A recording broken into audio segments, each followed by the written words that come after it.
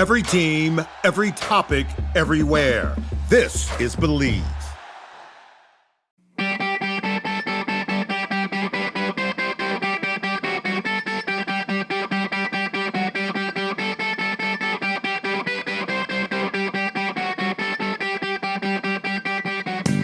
What's up, everybody? Welcome to our Short Shift Wednesday. You guys know what's up. This episode is presented by Skate Tech. And in case you didn't know, Skate Tech skate sharpening and equipment repair brings you NHL quality service at an actual affordable retail price. With over 23 years of sharpening and equipment customizing experience, Skate Tech serves as your personal equipment manager, providing the highest quality skate sharpening, blade profiling, team uniforms, and equipment alterations available on the market today. Let Skate Tech help you take your on-ice performance to the next level with the edge the pros trust. Check them out at skatetechsharpening.com. It's like my favorite part of my week. Here at the .com. Okay, short shifts episode today. 10 minutes on the clock.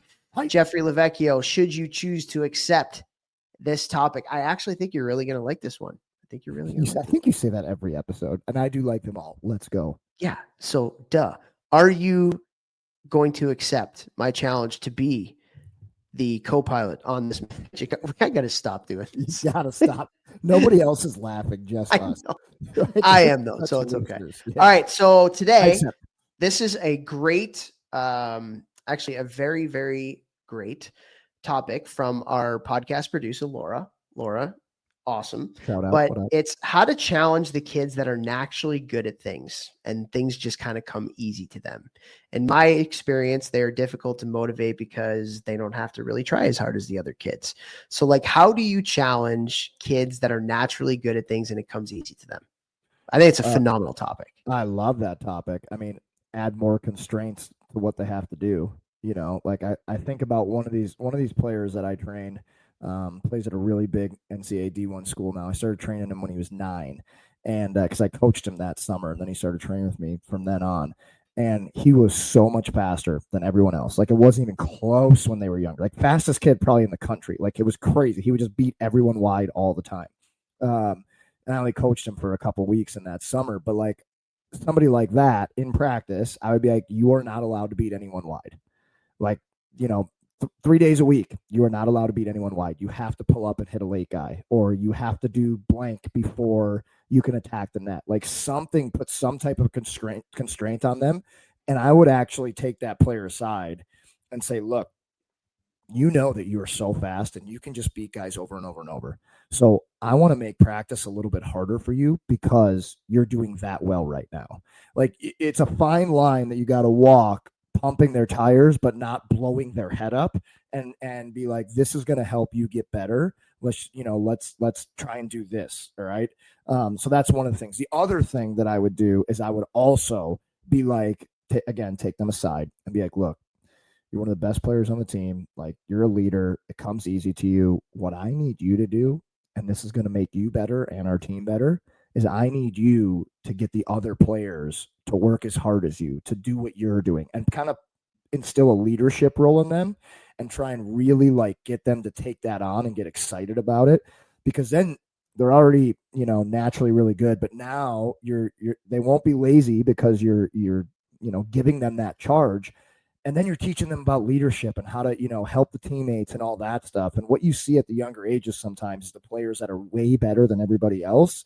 Like, they almost are kind of like, when guys can't get them the puck because nobody can keep up with them. I've seen that a lot. So this way, by kind of putting them in a leadership role, it's going to help them and the other players. The laser, that's what I was doing. Yes. Magma. I was going magma. Magma. I couldn't agree with you more on, like, and I think about it from like a team building standpoint, culture standpoint. If your best players are your hardest workers, you have a recipe for success. if your best players are those ones that like get annoyed, you know, that they're the best, like then you have no hope. Then there's not going to be a really good team culture. And so up front, kind of talking to your best players about that, like, hey, and it gives them, they might not need to wear a letter or anything like that, but like it gives them a little bit of ownership into, hey, like where I go, the team goes, because it's true. Like you're only as good as your best players a lot of times. I mean, you're only as good as your weakest players too, but like, as far as like the culture, like if your best players are on board and buy in and are your hardest workers, that's recipe for success. And also like talking to those kids, like, hey, I'm going to coach you really hard. I think you have to coach your best players the hardest. I think you really do, because it sets the tone for everybody else. Number one, you're expecting something out of those players. And especially when we're talking about youth hockey, so many coaches go easy on their best players because they don't want to piss them off, because then they're going to leave for another organization or whatever. But like, you got to be harder on those players because you're going to make them better that way. If you don't coach them, then they're not going to get better, and then everybody's going to catch up at some point. But then also when you coach your best players the hardest, it's going to send a message to everybody else, right? That nobody's above the team. I'm going to coach everybody as hard as I can.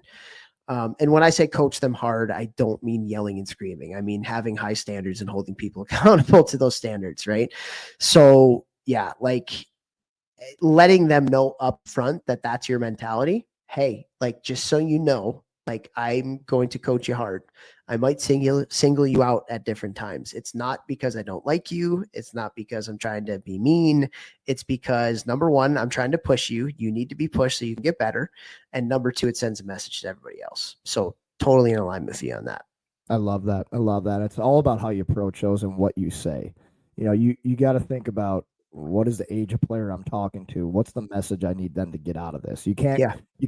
You shouldn't really go to them and be like, dude, you're so much better than everybody. Like, and just blow their head up. Like, you got to methodically think about, hey, we see you as a culture driver. You know, we see you as somebody who's going to push the needle forward, you know, and you're going to be one of our better players.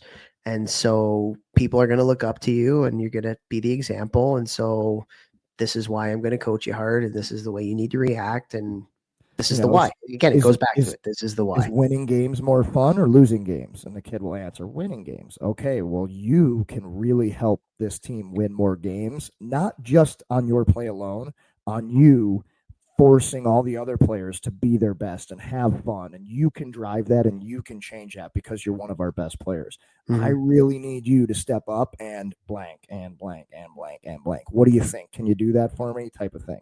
Yeah. And the other thing too that I think is really important is like being process driven and helping them to set process goals. Right. So it's not necessarily like I'm the best player competitively with everybody else. It's like, no, compare yourself to who you were yesterday. And let's set some lofty goals process wise. Like, hey, what do you want to do? I want to work on my shot. Great. 100 pucks in your basement every day. Or I want to work on my skating. Great. Like, let's stretch, or do mobility for 15 minutes before I go to bed every night. Whatever it is, like be very process driven with those players, because at the end of the day, if you're results driven, they're probably that talented where they don't need to work that hard. Exactly. And so there's not a carrot dangling at the end, that they got to kind of get to, because they're already there. They're already the best player. So why do I need to develop? I already see myself as the best. Well, that's a bad mindset to have. Like, you want to have a growth mindset, and you want to continue to push the envelope and get better. So one really good way to do that is to help them to set some really good process goals, something that they can do, or things that they can do on a consistent basis that can continue to help them to develop their skills and their mindset, and then hold them accountable to that. And you should be doing that with all of your players, but it's especially important for the players that we're talking about for this specific episode. 100%. And one more thing I thought of too while you're talking there is mentorship. Something that I do with every single summer. If an older guy walks in the gym when I have a group that's younger than them, I stop the gym and I ask that older guy to give a quick speech on who they are, where they play, how they got there, what's helped them get there. And then I let all the younger players ask the older player questions. And if they don't, I start feeding them questions so that they'll hear it. But like having an older player come in and be like, yeah, you guys are probably all the best on your team. Or if you're talking to one kid, yeah, I know you're the best, but like, what are your goals, little Johnny? Oh, I want to do this. Okay, well, in a few years, trust me, I was that way too. And it gets a lot harder. But if you start doing such and such now that Coach Topher is talking about, it's going to help you reach those goals that you just said. So by bringing in an older player, like it's kind of like when a coach will tell a kid to eat their broccoli and their parents are like, why'd you start eating broccoli? Like, what did the coach say? But it's like some other, positive role model figure in their life. So they start eating the broccoli, right? So like bringing a mentor type of player too, that'll help. Love that. Great stuff, Bex. Share that show. Share the show.